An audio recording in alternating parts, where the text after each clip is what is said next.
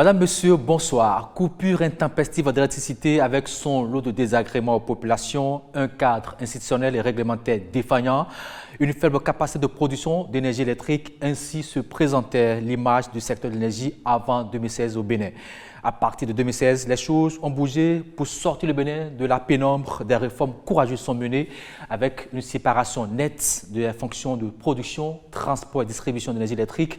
Le Bénin tend-il vers son indépendance énergétique? La réponse est avec le ministre en charge de l'énergie, de l'eau et des mines.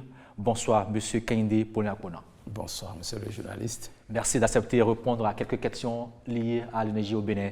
Alors, pour aller au cœur des grandes réformes, résultats obtenus dans le secteur de l'énergie depuis 2016, j'officie cet entretien avec mon collègue de Radio Cotonou. Bonsoir, Norinao. Bonsoir à vous, William Tchoki. Bonsoir à vous, monsieur le ministre Akpona. Merci d'accepter véritablement notre invitation pour animer ce plateau avec vous.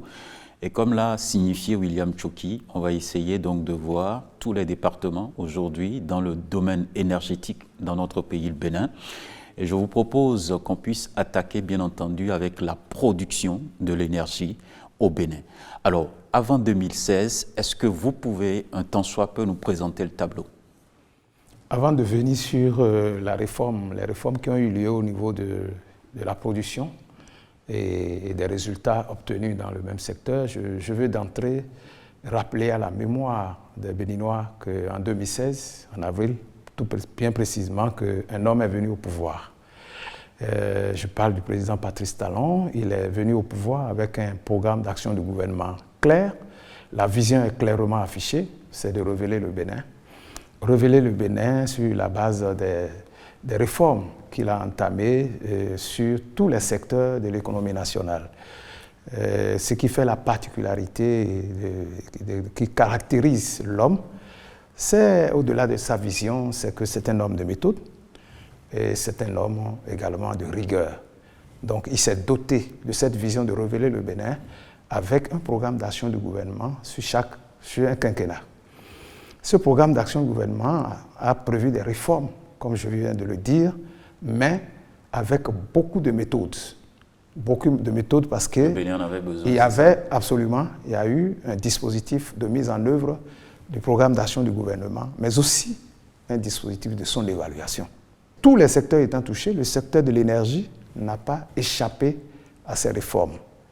Et en termes de réformes ou de résultats que je souhaiterais que les Béninois retiennent globalement, c'est en 2016, 0 MW de produits pour 85 milliards de francs CFA. C'est l'état des lieux que je veux que le Béninois lambda retienne. Que 85 milliards ont été investis à Maria Gleta pour nous donner 0 MW d'énergie.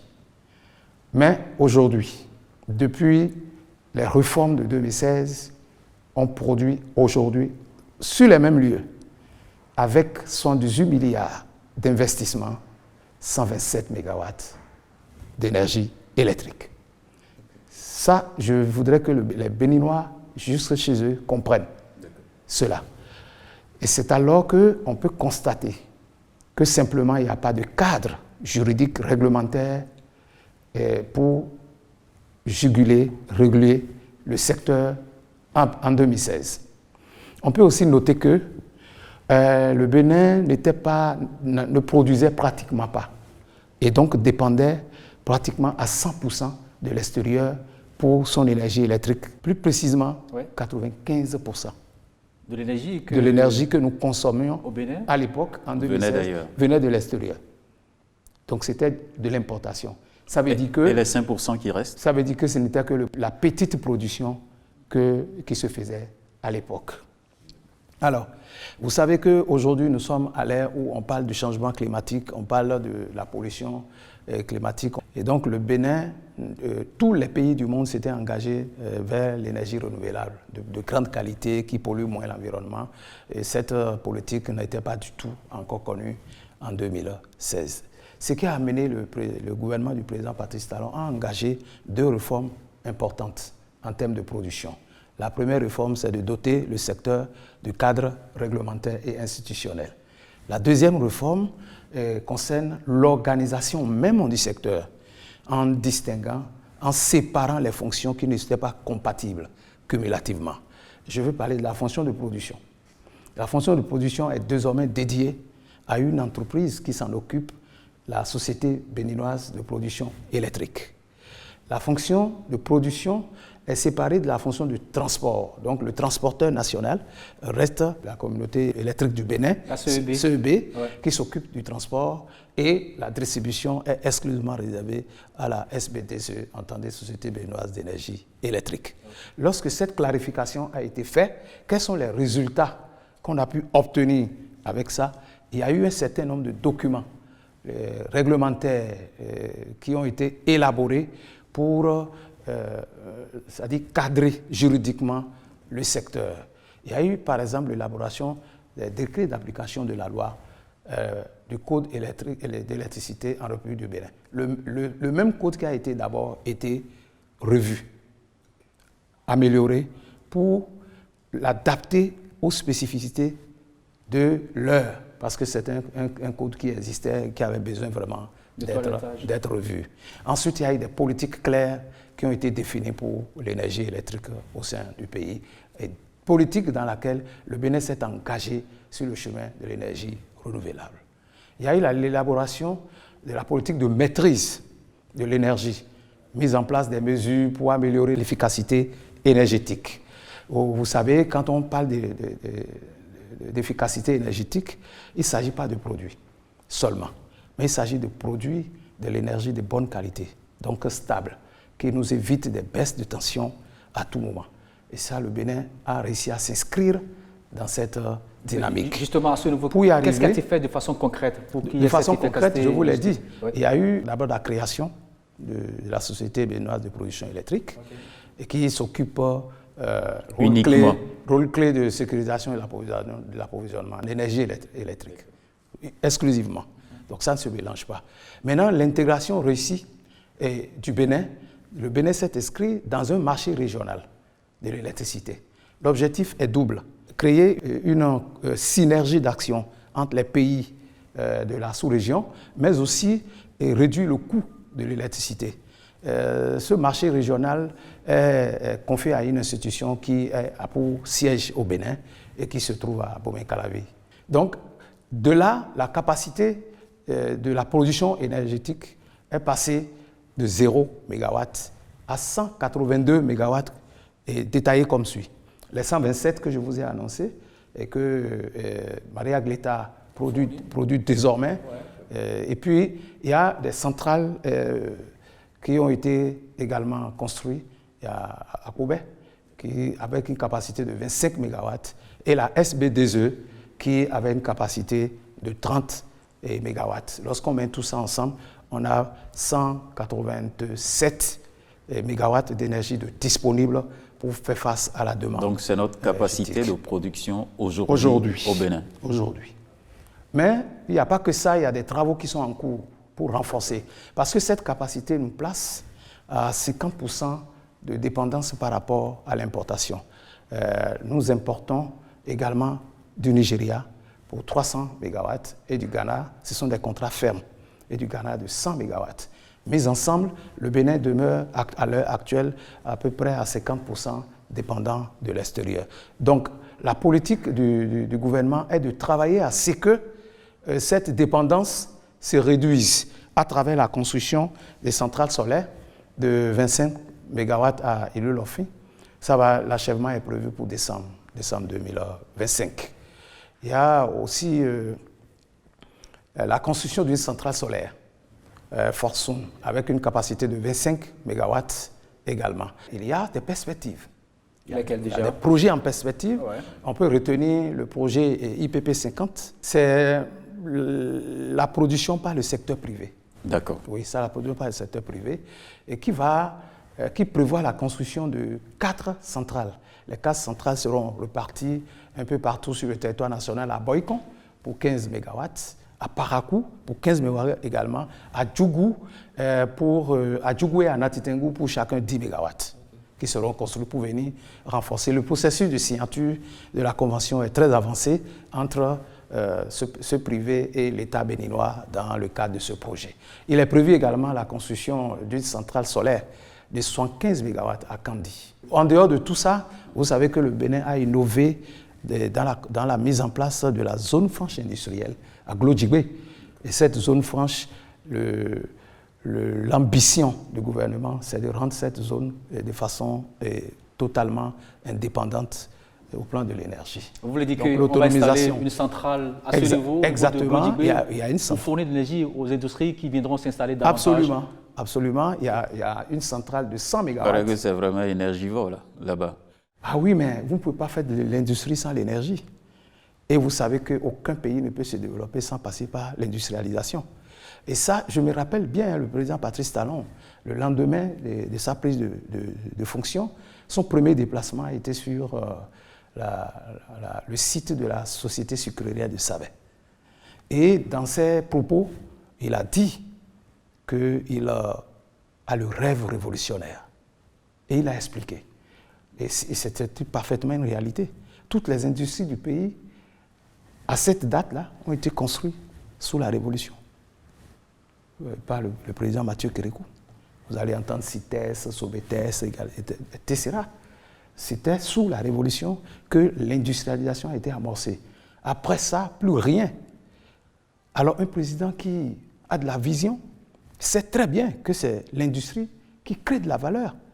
Et créant de la valeur, ça crée des ressources, des recettes pour l'État, à travers les impôts, à travers les taxes et autres, mais aussi c'est pourvoyeur d'emploi à la jeunesse.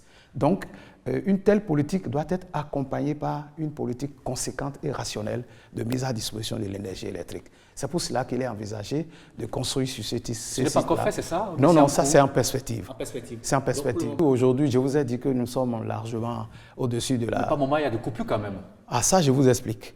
La coupure n'est pas due à l'indisponibilité de l'énergie électrique. Il y a eu un cas qui a été réglé très rapidement ce matin et qui a failli plonger les zones de Boïcon, de Dassa, de Sabé, de Sabalou dans le noir, parce que juste un arbre est tombé sur une installation de la CEB. Et il y a coupure. Donc, de ces incidents, de ces aléas, ça peut arriver. Ça peut arriver. Alors, aussi, oui. il y a parfois des coupures pour des raisons de maintenance. Parce que je le dis, ce qui n'a pas été fait, et pour que nous ayons des problèmes au plan de l'énergie électrique, c'est l'absence de maintenance des infrastructures qui datent depuis l'indépendance de notre pays et qui d'ailleurs se sont révélées finalement vétustes. Vous savez que la maintenance prolonge la durée de vie des infrastructures. Je voudrais revenir avec vous sur la production de l'énergie. Vous étiez en train de parler, bien entendu, des perspectives. Je voudrais savoir à quelle date le Bénin peut afficher une autonomie totale en termes de production énergétique. 2030 est fixé comme délai. Vous voulez dire qu'on ne va plus acheter de l'énergie chez le Nigeria, encore moins chez le Ghana? Le Bénin est résolument engagé sur ce chemin, parce que je vous ai dit, Glodjigbe, c'est dans moins de 5 ans. Hein. Glodjigbe, bientôt, c'est 100 MW. Et il y a un autre projet aussi ambitieux de barrage hydroélectrique de Dogobis, avec une capacité de 128 MW. Les études de faisabilité sont déjà achevées. Le processus de recherche de partenaires financiers et la mobilisation de financement sont en cours. Donc en 2030, le Bénin peut être en mesure de vendre de l'énergie parce que le chef de l'État l'a également annoncé. Ce n'était pas une incantation, puisque tout ce qui se fait, je viens de vous citer, nous avons aujourd'hui, en temps de pointe, un besoin de 350 MW. Il est vrai qu'avec les extensions, les populations s'installent davantage, ont besoin de plus en plus de l'énergie. C'est aussi vrai que le rêve béninois du chef de l'État, partagé par son gouvernement, de conduire une révolution ambitieuse d'industrialisation, a forcément besoin de plus en plus de capacités énergétiques en termes de consommation. Mais tout cela, avec tout ce qui est prévu, je crois que ça va vraiment être une prouesse qui va se faire. Le Bénin en avance sur pratiquement tous les pays de l'Afrique de l'Ouest, et même en avance sur certains pays dits développés en matière d'autonomisation. Je crois que nous pouvons y arriver. Il n'y a pas que ça. Il y a aussi la mise en place d'un terminal flottant qui va permettre de stocker surtout le gaz. Le gaz et surtout la regazéfication pour assurer l'approvisionnement en gaz naturel. Vous voulez dire que c'est une unité, c'est une industrie qu'on veut installer et qui va produire aussi de l'énergie pour renforcer ce qui existe au déjà. Port autonome de Cotonou. Ça, c'est déjà en cours aussi. Alors, j'aurais voulu qu'on explique davantage. Vous parlez de regasification, mais enfin, on n'a pas bien compris. Le gaz, dans son état naturel, ne peut pas être utilisé par l'industrie. Il faut le transformer. C'est cette transformation qui est qualifiée ainsi, un mot qui est un peu difficile à prononcer. Voilà. D'accord. Alors, c'est vrai, on a parlé de production. L'autre fonction phare au niveau de l'énergie, c'est bien sûr le transport. Là aussi, le Bénin a innové. Absolument. Le Bénin a innové déjà en dédiant une structure exclusivement au transport. Vous savez, lorsque l'énergie se produit, il faut l'amener de l'industrie, de la centrale, vers celui qui veut faire la distribution. L'énergie est fabriquée en une quantité avec une tension élevée, la haute tension, et donc il faut transporter, arriver au niveau de là où on veut remettre ça au distributeur, on le transforme en basse tension, la tension qu'il faut pour être consommé. Et c'est à ce moment que la société de distribution prend le relais.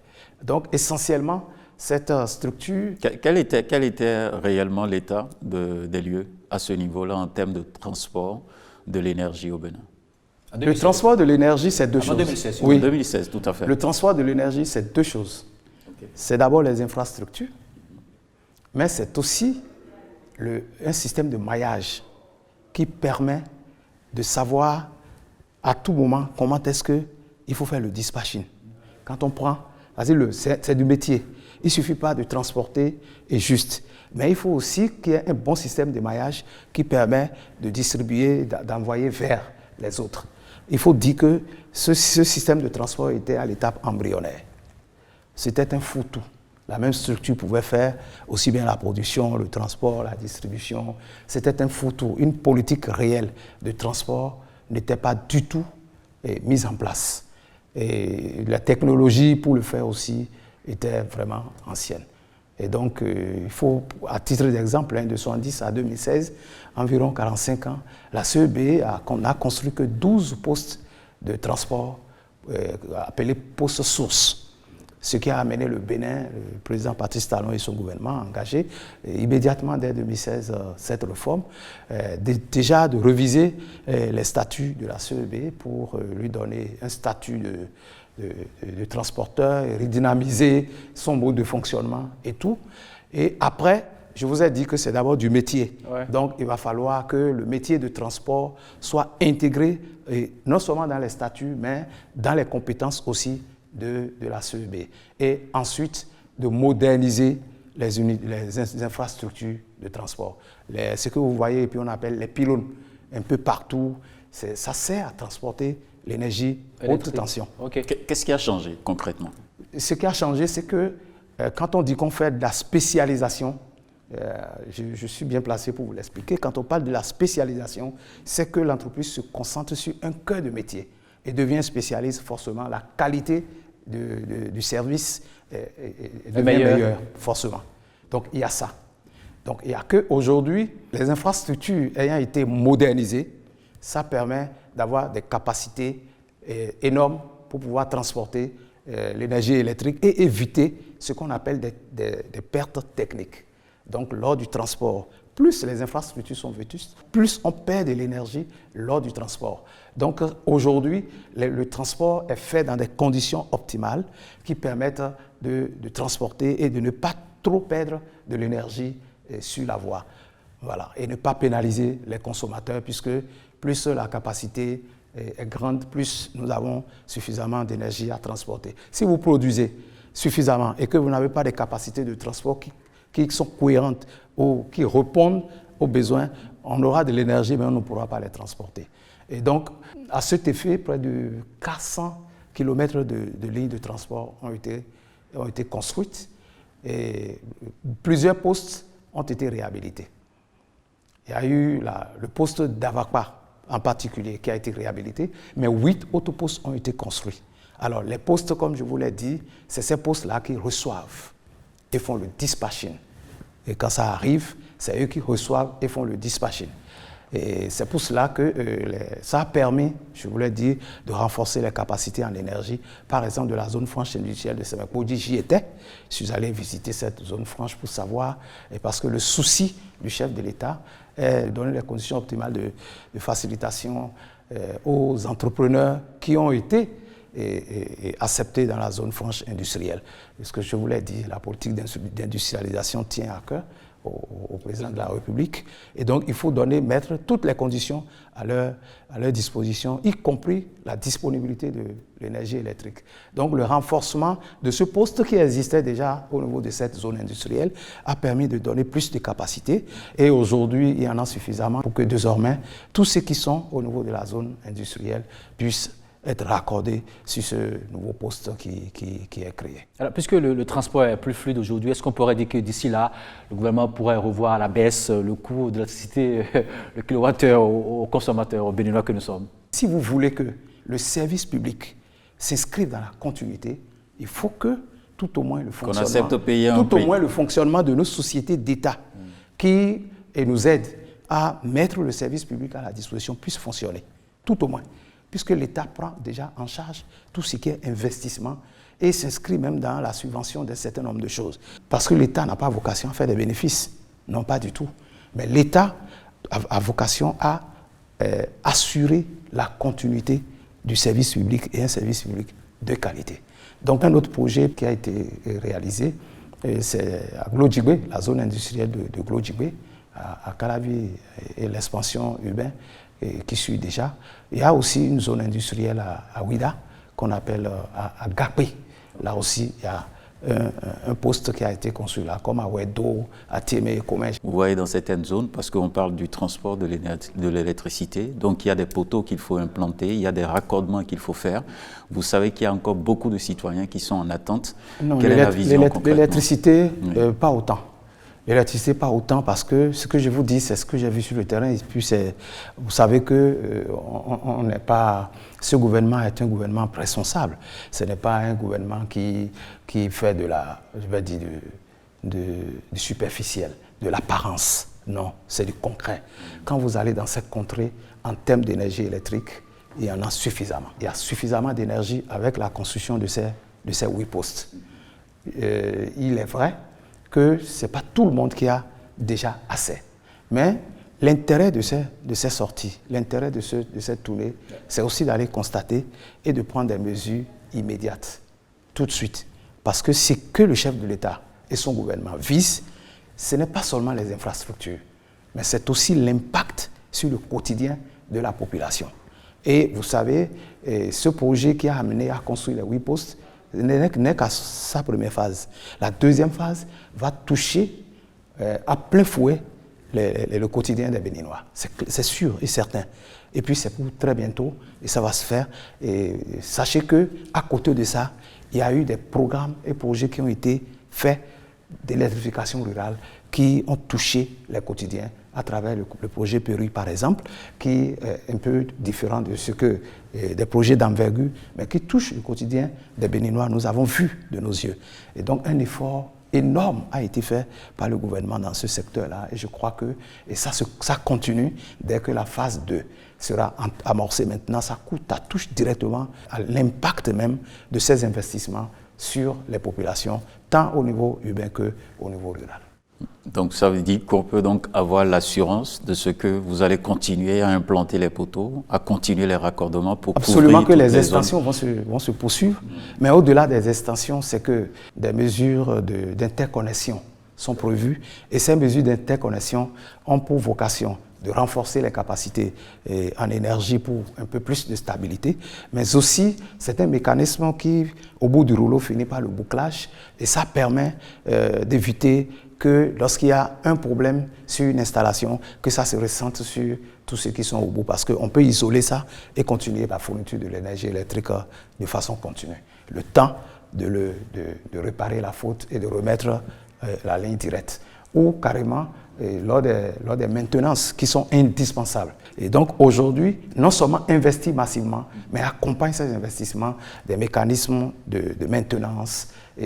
Donc c'est prévu qu'il faut les maintenir pour allonger la durée de vie et par le mécanisme d'amortissement, on prévoit aussi l'autofinancement de ces infrastructures à des dates bien précises. Je ne vais pas oublier, s'il vous plaît, que également dans les collines, il y a un poste qui a été également construit qui peut permettre de vraiment aider les populations de Saveille, de Tassa, pour venir renforcer les capacités de l'énergie. Donc il y a aujourd'hui, à côté de tout ça, au niveau de ces postes, vous verrez les centres de communication qui vont servir d'interface entre le transporteur et le distributeur. C'est pourquoi? C'est pour communiquer à temps réel et savoir ce qui se passe à travers les centres de dispatching pour savoir où est-ce qu'il y a eu panne. Où est-ce qu'il y a eu la panne pour qu'on aille rapidement détecter. Parce que c'est jusque-là, ce qui me prend du temps, ce n'est pas la réparation. Non, c'est l'intervention pour remettre l'électricité. Ce n'est pas ça qui perd du temps. C'est plutôt le temps qu'on met à détecter la cause de la panne qui fait que ça met du temps. Donc pour cela, il y a eu la mise en, exactement, pour réduire ça, il y a eu la mise en place d'un système de gestion des interruptions qui permet de vite faire. Mais au-delà, une réflexion de plus d'envergure est en cours pour numériser tout le réseau béninois. Et ça permet, de maîtriser déjà la clientèle et de savoir où se trouvent les compteurs d'électricité, mais aussi ça permet, surtout l'objectif, c'est d'agir très vite. Alors, monsieur le ministre, il y a un problème, monsieur le ministre, vous savez, c'est un problème récurrent. On a des poteaux électriques qui s'allument 24 heures sur 24, pendant que d'autres encore les installés avec des lampadaires, mais qui ne s'allument jamais. Comment expliquer cela? Ça dit qu'à des moments donnés, les gens préfèrent laisser les poteaux allumés ça doit être, même en journée. Non, ça doit être des cas isolés. Mais il y en a plusieurs. Non, ça doit être des cas isolés. Et puis si vous le dites, je peux vous garantir que ça peut être dû à des problèmes d'ordre technique. Sinon, on ne va pas gaspiller de l'énergie électrique quand même. Parce qu'il y a des localités qui ont des poteaux bien installés, les lampadaires, mais ne s'allument jamais. Et les populations sont dans l'obscurité. Lorsqu'on va aborder la partie distribution, je crois qu'on va revenir là-dessus et puis nous parlerons aussi de l'éclairage public. Alors justement, on aborde, si vous permettez bien... Les perspectives, s'il vous plaît. Par rapport au transport. Par rapport au transport. Ok, allez-y. Voilà. Et il y a le démarrage de la construction de la ligne de transport Natengu-Wassa-Pianco, Banikwara, Kandi. Et il y aura la construction des postes de transformation de haute tension à Wassa, Pianco et à Banikwara. Donc le financement est acquis. Il est attendu que les entreprises soient sélectionnées pour commencer le travail. Okay. Donc c'est ce qui reste à faire. En perspective. En matière de transport d'énergie. Du transport d'énergie. Ça va commencer quand? Le financement étant bouclé, et il ne reste que le recrutement des entreprises qui vont le faire. Donc raisonnablement, avant la fin de l'année 2025, on devrait démarrer ce travail. Mais il y a aussi de l'interconnexion. Ça, je vous l'ai dit tout à l'heure. Ouais. L'interconnexion est prévue entre Natitengu, Tangueta et Porga. Également entre le réseau de l'extrême nord du Togo et le nord du Ghana. Okay. Il y a aussi la réalisation d'une construction de lignes de transport, Parakou de Kissigbana et Malanville, pour compléter la ligne qui part de Onigbolo à Parakou, au fin de constituer une dorsale nationale de transport qui partira de Sakété à Malanville. Tous ces efforts, c'est pour aller vers le bouclage dont je vous ai parlé. Le même mécanisme a été utilisé ici au niveau urbain. Vous allez voir dans la bande ouest de Cotonou, et tout ça s'est mis sous bouclage. Et c'est pour bientôt ces travaux-là, pour éviter que dès qu'il y a une panne quelque part, que tout le système soit... Donc ça va réduire considérablement les coupures d'électricité, les temps d'intervention. On va parler maintenant de distribution, on a déjà parlé de production, de transport. Distribution avant 2016, quel était l'état des lieux, monsieur le ministre Kehinde Paulin? Avant 2016, 1500 localités étaient électrifiées. Okay. Le taux d'électrification nationale était à hauteur de 30% et le taux d'électrification au niveau rural à 6,5%. En termes d'éclairage public, à peine 6 000 lampadaires nouvellement installés ou réhabilités sur le réseau et 17 000 lampadaires solaires. C'est ce qui était disponible. C'est ce qui était disponible. Et qu'est-ce que le gouvernement du président Patrice Talon a fait? Les réformes ont été également, en termes de distribution de l'énergie, engagées, et surtout sur la principale société, l'unique distributeur national, qui est la société béninoise d'énergie électrique. SBEE. Voilà, a été mis sous une gestion déléguée. Et Contrelec, qui est l'Agence nationale de contrôle des installations, a été également renforcée en capacité pour s'occuper maintenant du contrôle aussi des installations électriques internes. Donc, voilà, ce sont les réformes qui ont été principalement engagées. Ces réformes, quels sont les résultats qu'on a eu au bout de ces réformes? De 2016 à 2024, il y a plus de 3200 localités qui ont été électrifiées, portant le taux de couverture nationale de 28 à 60% à fin 2024. Donc 28% en 2016, 60% en 2024. Et le taux d'électrification est passé de 30% à 45% au plan national. Et là où il y a une grande prouesse, c'est au niveau de l'électrification rurale. Ce taux, je vous avais dit, c'est 6,5%. C'est passé aujourd'hui, à fin 2024, à 30%. Et au titre des branchements, 297 000 nouveaux branchements ont été réalisés entre 2016 et 2023, avec une production de coûts de raccordement divisé par 5, facilitant l'accès à l'électricité à la population les plus vulnérables. Et là-dessus, je voudrais vous donner une petite explication, parce que le coût avant, c'était 105 000 francs. Mais aujourd'hui, c'est à 20 000. Pour avoir l'électricité. Pour avoir un compteur à la maison. À la maison. Et au niveau rural, la population a été exonérée des formalités de Contrelec. Ils ne payent pas pour ça. Ils ne payent pas pour ça. Donc vous payez seulement les 20 000 francs, vous avez votre compteur à la maison. Vous avez votre 20 compteur 000 à la francs, maison. d'accord, mais on souffre pour l'avoir quand même. Oui, à un moment donné, on peut parler d'indisponibilité, mais ces problèmes sont réglés maintenant. C'est réglé maintenant. Et c'est aussi dû non seulement à l'indisponibilité des compteurs entre-temps, mais aussi à la capacité du transfo à donner de l'énergie. Donc les transfos ayant été renforcés, ils ont plus de capacité et la disponibilité des compteurs électriques qui sont maintenant des compteurs intelligents. Parce que c'est ça aussi, cette réforme de passer de ces compteurs intelligents aux compteurs qui existaient a eu un peu de perturbation. C'est le même coût aussi en milieu urbain? Parce que c'est seulement 20 000 francs qu'on paye pour avoir sur le compteur en milieu urbain, mais le montant est différent. Non, le montant n'est pas différent, c'est au même coût. Je suis aussi à Cotonou, que oui, vous pouvez, ce qui a été fait dans ce secteur, je vous dis. Je vais à la direction de la SB2E, je dépose 20 000 francs, j'ai mon compteur, c'est ça? Mais oui. Mais il y a une technique que vous oubliez, et ça je dois le dire ici, parce qu'il y a quand même des citoyens qui ont porté donc cette plainte-là plusieurs fois, que j'ai entendu. Il y a des stratégies qui sont utilisées au niveau des agences. Vous allez donc pour demander votre compteur, on vous dit c'est le coût, mais il y a des gens qui sont là, qui disent si vous voulez avoir ça dans la célérité, il faut donc payer plus. Qu'est-ce que vous faites pour ça? Non, c'est tout l'intérêt de la gestion déléguée. Aujourd'hui, lorsque vous payez la SB2E, c'est une réforme organisationnelle inédite, y compris la mise en place d'un système d'information de gestion qui permet à temps réel d'avoir des informations sur ce qui se passe, surtout les plaintes qui sont remontées très rapidement. Aujourd'hui, la SB2E est en train de moderniser les directions régionales par la mise en place déjà des directeurs au niveau de ces régions. Et vous savez, le problème de nos entreprises publiques, qu'est-ce que c'est? Avant l'arrivée au pouvoir du président Patrice Talon, tout le monde pense que c'est le public. On peut en faire ce qu'on veut. Et les hommes s'enrichissaient au détriment même de la qualité du service qu'ils doivent donner aux populations, au détriment même de la pérennisation même du service public, de la continuité, par tout au moins la prise en charge du fonctionnement de ces sociétés qui sont chargées de conduire ces politiques à l'opérationnel au profit de nos populations.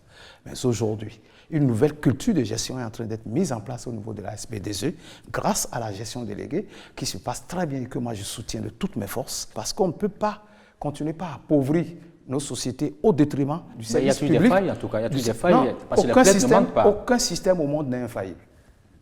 Aucune organisation au monde n'est infaillible. Tout ce qu'il faut éviter, c'est de perdurer dans l'erreur. Nous avons, pendant des décennies, on s'est comporté comme si on n'était pas capable de conduire les politiques de développement. Le président Patrice Talon, en 5 ans, en moins de 5 ans, à partir de 2019 déjà, a démontré déjà qu'on peut, avec le peu de moyens que nous avons, en gérant avec transparence, en gérant avec rigueur, en mettant en place une bonne politique de transparence fiscale et budgétaire, on peut se développer avec nos maigres ressources.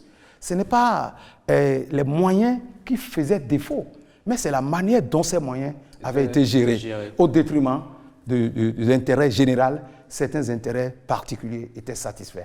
Mais je vous répète qu'aujourd'hui, la culture d'entreprise qui est en train d'être mise en place au niveau de la société de distribution, dans les années à venir, dans les 3-5 années à venir maximum, porteront les fruits. Et puis, nous allons inculquer surtout une nouvelle culture d'entreprise à ceux qui... Est-ce qu'ils sont en train de préparer les Béninois, d'autant plus que... Ça se fait, puisque je viens de vous dire qu'il y a une réforme au niveau des directions régionales. Ce sont des Béninois qui sont nommés à ces postes et qui sont en train d'être, je vais dire, sensibilisés, formatés, merci, à une nouvelle culture d'entreprise qui placera l'intérêt général au cœur des actions de gouvernance. Alors, monsieur, je repose ma question. Je disais tout à l'heure, vous avez dit que quand on va aborder le secteur distribution, je dis il y a des poteaux dans certaines localités avec les lampadaires installés, mais qui ne s'allument jamais, pendant qu'ailleurs, il y en a qui sont allumés à longueur de journée. Comment expliquer cela, monsieur le ministre? Je vous ai dit d'abord que ce n'est pas des cas isolés, il faut le reconnaître, ce n'est pas majoritairement ce qui se passe. Même si c'est condamnable, et même malgré ça, c'est condamnable. C'est condamnable qu'il y ait de l'électricité en plein jour quelque part, alors que de l'autre côté, la nuit, il n'y en a pas. Alors, je vais vous dire ce qui se passe actuellement. Avec la mise en place des directions régionales, on est en train de travailler, le directeur général de la SBDE, avec l'appui du directeur général de la SBPE, qui a une connaissance beaucoup plus globale du secteur, parce que, ayant été aussi un cadre de la SBDE pendant plusieurs années, il maîtrise autant bien la production, le transport que la distribution, ouais. De telle sorte que parfois, moi, je l'utilise comme expert dans toutes les réformes que je conduis à la tête de ces sociétés-là. Donc, le directeur de la SBDE, avec l'appui du directeur de la SBPE et la participation effective du directeur de la CEB et de les cadres, nous sommes en train de travailler à mettre en place un cadre de collaboration entre la SBDE, c'est-à-dire les directions régionales de la SBDE, avec les directions départementales de ministères et l'accompagnement des élus locaux pour que les directeurs départementaux ne restent plus assis dans leur bureau comme des commis de l'État. Ils doivent enlever leur cravate et les costumes et ils pour se sur le mettre terrain, en tenue de combat. Et ils sillonnent. Oui. Ça, c'est un programme d'activité qui va leur être signé comme cahier de charge. D'accord. Ils vont descendre dans les communes, marcher dans les rues, aller eux-mêmes identifier ce qui ne va pas. J'ai fait un exercice dans la commune de Savais. Et pourquoi Savais? Savais parce que j'étais en week-end. J'étais en week-end et puis j'ai dit, à titre pilote, je vais expérimenter ce que je pense là. Point scientifique, c'est la démarche, la moindre démarche. Il faut faire les choses par l'expérience. Il faut expérimenter sa pensée. J'ai appelé le responsable régional qui réside à Dassa. Il m'a rejoint avec un de ses techniciens. Et j'ai appelé le directeur départemental. J'ai dit, nous allons faire le tour de la ville. Et on a appelé le maire qui n'était pas là, mais l'adjoint au maire nous a rejoints. Ouais. Enfin, c'est le modèle que je voulais implémenter au plan national. Je dis, je profite de mon week-end pour le faire. Parce qu'il ne faut pas seulement dire qu'on vient au bureau parce qu'on est ministre de la République. Il faut aussi aller sur le terrain. Et donc je dis, moi je consacre mon samedi à expérimenter. On a vu que les poteaux sont tombés par endroits. On a vu que des lampadaires ne fonctionnent pas par endroits. On a vu que les fils se sont abaissés jusque sur le toit des gens par endroits. Et ça a été relevé. On a vu où les transfos n'étaient pas en capacité réelle pour supporter les demandes de branchement que les populations réclament. Alors qu'il suffisait d'un simple réglage. Ce n'est même pas qu'il y avait encore de la possibilité, il y avait encore de la capacité. Et quand on a fait tout ce tour, les gens ont témoigné. Mais les gens ont témoigné. Ah, mais que c'est bien. Et le directeur régional, il était comment? Il ne manquait pas de volonté. Ah bon? Mais oui, il ne manquait pas de volonté. C'est le leadership. Puisse et je peux dire, faire changer un peu la donne. Oui, cette expérimentation aujourd'hui fera école et nous allons l'élargir à toutes les communes. Nous prévoyons pour la dernière semaine du mois d'avril une réunion de tout ce monde-là avec l'implication des SE au niveau des mairies. Nous avons dit que ceux qui vont représenter les mairies, ce seraient les secrétaires exécutifs. Alors, monsieur le ministre, est-ce qu'aujourd'hui on peut avoir une idée des statistiques des ménages touchés par l'électricité fournie au Bénin? Dans le passé, 570 dans le passé. Ouais. Aujourd'hui, on tutoie le million de ménages qui soient... Dans tous les cas, on a dépassé 900 000 à fin 2024. Et avec une amélioration nette au niveau rural. Vous avez parlé du taux qui est passé de 6, à 30%. Voilà. Alors, monsieur le ministre, si vous permettez, on ira à la régie. On va quand même suivre cet élément qui présente un peu les grandes réformes menées dans le secteur de l'énergie. Voici le reportage. 2016, c'était à peine 6 000 lampadaires solaires et seulement 17 000 sur les réseaux conventionnels. Aujourd'hui et dès 2023 déjà, c'en est à plus de 130 000, sans parler des formidables perspectives en lien avec l'exécution en cours des projets routiers futuristes à valeur ajoutée inouïe sur l'éclairage public, auquel, toujours plus loin, s'ajoutent les attentes du projet Lumière du Bénin, qui, lui, d'ici 2026, ambitionne 100 000 lampadaires additifs. Plus qu'un saut à pas de géant dans l'avenir donc, l'éclairage public des villes et campagnes du Bénin, en seulement 8 petites années du président Patrice Talon au gouvernail du bateau Bénin, revêt plutôt l'allure d'une révolution énergétique. Qui, pour oublier déjà le souvenir encore fumant des affres perpétuelles du délestage électrique qui, jusqu'en 2016, sévissait partout dans les ménages et les officines, à cause précisément de l'introuvable capacité propre de la production nationale, et ce malgré, entre autres investissements aventureux, dont le pays s'était fait coutumier, les 40 milliards honteusement dilapidés pour la fameuse centrale fantomatique de Maria Gleta, du seul fait de l'irresponsabilité d'antan au sommet de l'État. De fait, du strict néant, 0 MW en 2016, la production énergétique propre cumule, rien qu'en 2023 déjà, à 182 MW, en plus des 400 autres. Et ce n'est pas tout. Parallèlement, le développement exceptionnel actuel du réseau national de transport et de distribution quasi nul avant 2016 fit le reste et rend désormais disponible et sans discontinuer l'électricité dans les 77 communes en République du Bénin. Pour en arriver au record inédit actuel dans la conquête de l'autonomie énergétique nourrie par le grand rêve présidentiel de Patrice Talon pour son pays, il a fallu nécessairement passer par de lourds travaux, toujours en cours de modernisation, d'un réseau vétuste qui, depuis plus de 50 ans, n'a fait l'objet d'aucun renforcement ni de suivi sérieux. Ce qui, en l'espèce, malgré un tel avantage comparatif, incomparable et sans exemple jusqu'ici, ne va pas toujours sans de menues perturbations, ici et là, dans la fourniture de l'électricité. Pour cause, la plupart du temps, des coupures programmées dans le cadre de ces travaux en exécution partout sur le territoire national jusqu'en 2025. À part ça, tout dans le meilleur des mondes possibles paraît plutôt bien à sa place.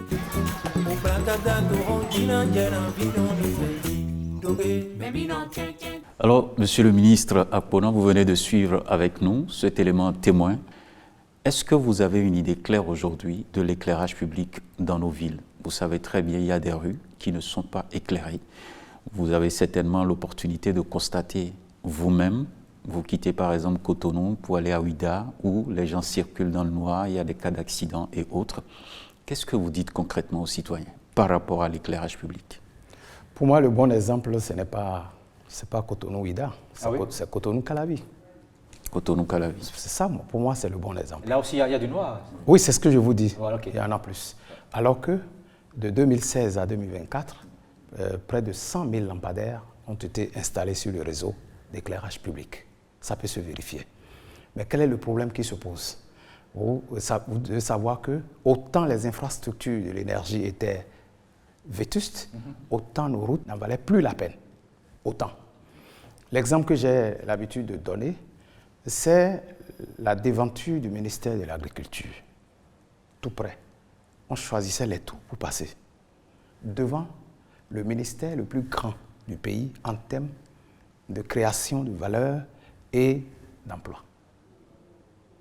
Devant ce ministère. Il fallait négocier le passage.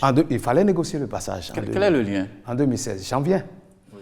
Et donc, autant on avait eu besoin de renouveler les infrastructures de l'énergie électrique, autant on avait besoin de refaire nos routes, de les reconstruire. Et reconstruire nos routes, il n'y a pas que les bitumes. Il y a le déplacement de nos réseaux, tant en eau qu'en électricité.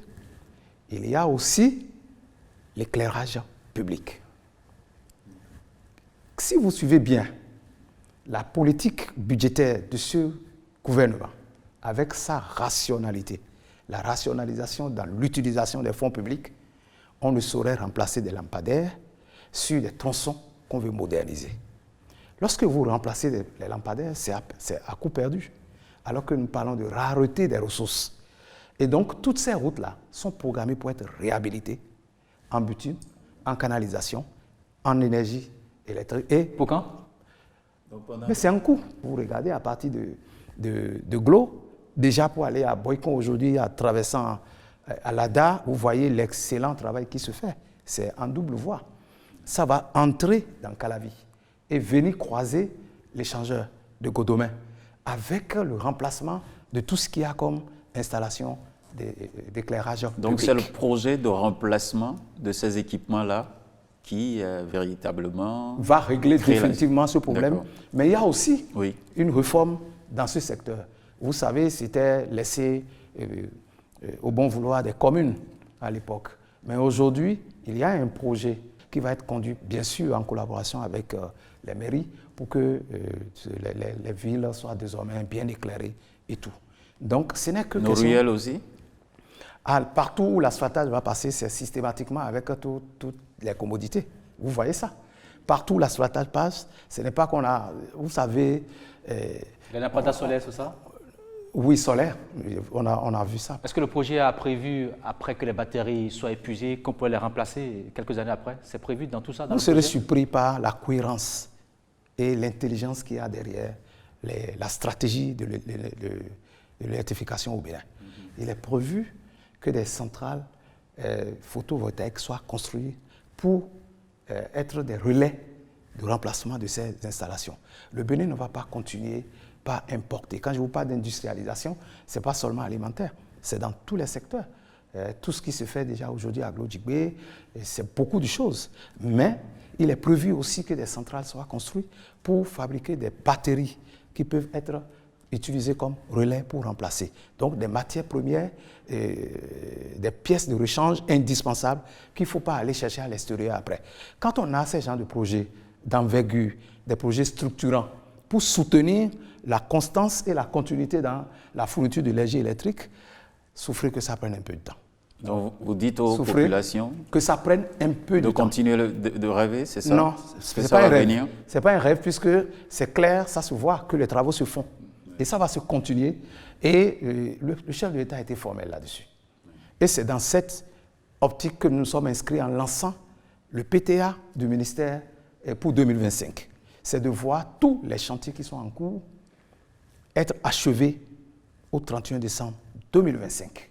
Et c'est ce que nous avons retenu ensemble avec mon cabinet pour dire que le maître mot du lancement du PTA, exercice 2025 du ministère de l'Énergie, de l'Eau et des Mines, c'est d'achever tous les chantiers qui sont en cours actuellement, sauf ceux dont les délais contractuels vont au-delà de 2025. Mais tous les chantiers qui ont été lancés et dont les délais courent jusqu'à 2025 doivent être complètement finis. Il n'y aura pas d'éléphant blanc sous le régime du président Baptiste. C'est ça qui justifie mon déplacement sur le terrain. Parce que quand nous nous déplaçons sur le terrain, ce n'est pas seulement pour aller constater.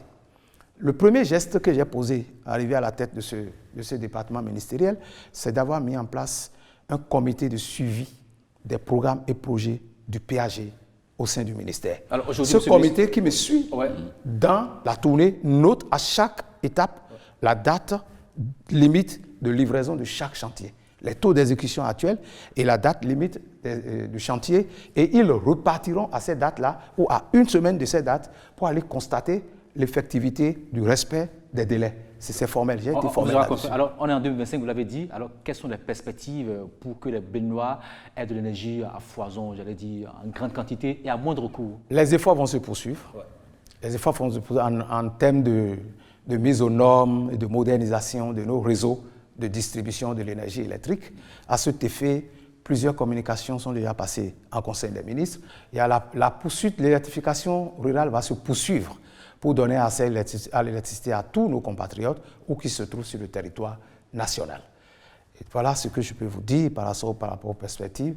Et les projets qui sont déjà en cours vont être rigoureusement suivis afin que ce que nous recherchons en termes d'électricité, l'impact sur le Béninois lambda soit une réalité et que chaque Béninois et chaque Béninoise, où qu'il soit, puisse être capable d'appuyer sur le mur, sur un interrupteur et avoir l'électricité chez lui, que les entrepreneurs installés dans les zones industrielles ou pas puissent avoir de l'énergie de qualité pour faire tourner les usines, créer de l'emploi, créer de la valeur, pour créer de la richesse nationale. Merci à vous, Monsieur le ministre Kehinde Paulin Akponan. Vous êtes ministre en charge de l'énergie, de l'eau et des mines.